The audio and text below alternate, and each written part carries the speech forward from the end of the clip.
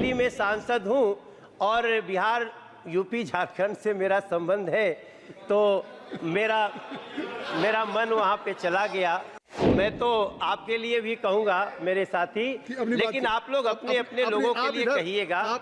इस देश के लोगों को बहुत खुशी है कि नरेंद्र मोदी सरकार लगातार स्वास्थ्य के बजट में वृद्धि कर रही है।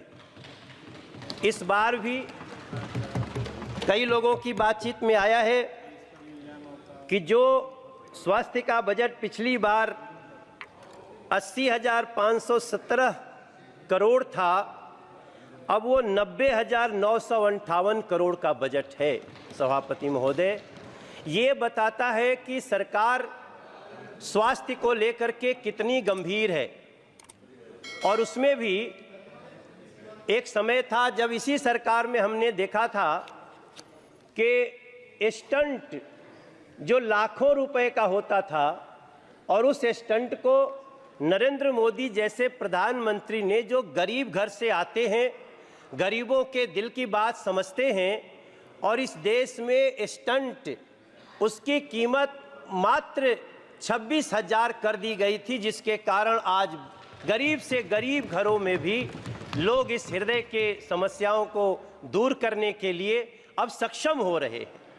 यही देश है सभापति महोदय। मेरे क्षेत्र में 20 जनौषधि केंद्र खुल चुके हैं। हमारे यहाँ दिल्ली के सांसद साथी हमारे सब बैठे हैं। दिल्ली में जनौषधि केंद्र के खुलने से जो दवाई 600 रुपए में एक पत्ता मिलती थी, वही दवाई लगभग 60 रुपए में मिल जाती है, मात्र 60 रुपए में। और इस बजट में वैसे तो बहुत सारी बातें हैं, लेकिन एक ऐसा प्रावधान किया गया है जिसने खुशी के आंसू लाए हैं उन लोगों के मन में, उनके आंखों में, जो लोग कैंसर से पीड़ित होते थे या उनके परिवार के लोग कैंसर से पीड़ित होते थे। मुझे लगता है चाहे ये ट्रेजरी बेंच हो, चाहे वो सामने का बेंच हो, सभी लोग इसको अप्रिशिएट कर रहे हैं कि अब कैंसर की 3 महत्वपूर्ण दवाइयां, जिनमें लोगों को इतना बड़ा खर्चा होता था कि कई बार तो गरीब परिवार के लोग हिम्मत तोड़ देते थे, आज तीनों दवाइयों को इस बजट में कस्टम के शुल्क से मुक्त किया गया है और उसका बहुत ही आसान इलाज हो गया है। मैं अपनी बात को बहुत लंबा नहीं करूंगा सभापति महोदय। मैं एम्स का गवर्निंग बॉडी का मेंबर हूं और मैं पिछले 4 साल से उसके साथ काम कर रहा हूं।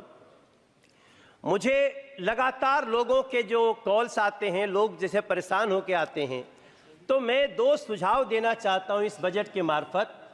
जो आदरणीय अर्जुन राम मेघवाल जी बैठे हैं और हमारे मंत्री जी बैठे हैं, हमारे एम्स में जितने लोग आते हैं, इलाज तो उनका तुरंत शुरू हो जाता है, लेकिन उनको बेड की बहुत भारी समस्या होती है।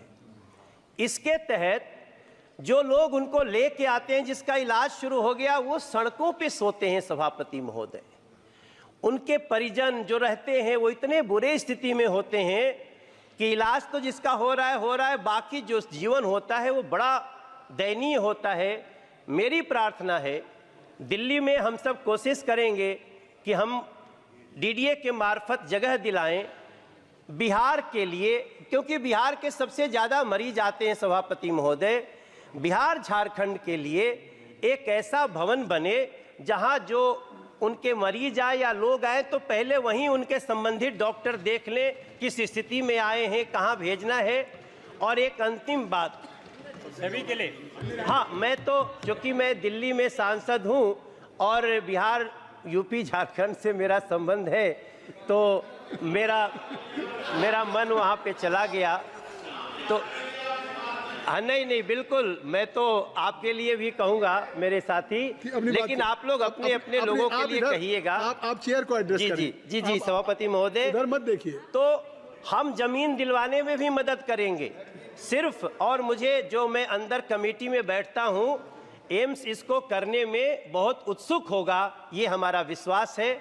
और अंत में एक विषय, हमारे यहाँ एक university college of medical sciences है, उसको अचानक से दिल्ली सरकार ने अपने अंडर में लेने का प्रोसेस शुरू किया है। मैं प्रार्थना करता हूं, ये दिल्ली की जो सरकार है, आम आदमी पार्टी की गवर्नमेंट, उसके पास न स्कूल संभल रहे हैं, न अस्पताल संभल रहे हैं। मैं प्रार्थना करता हूं चेयर के थ्रू मंत्री जी से कि हमारे university college of medical sciences को, UCMS को दिल्ली सरकार में न जाने दिया जाए, कृपया जहां है वहीं रहने दिया जाए ताकि बच्चों की जिंदगी बन सके। मैं इस चर्चा में भाग लिया। बहुत बहुत धन्यवाद।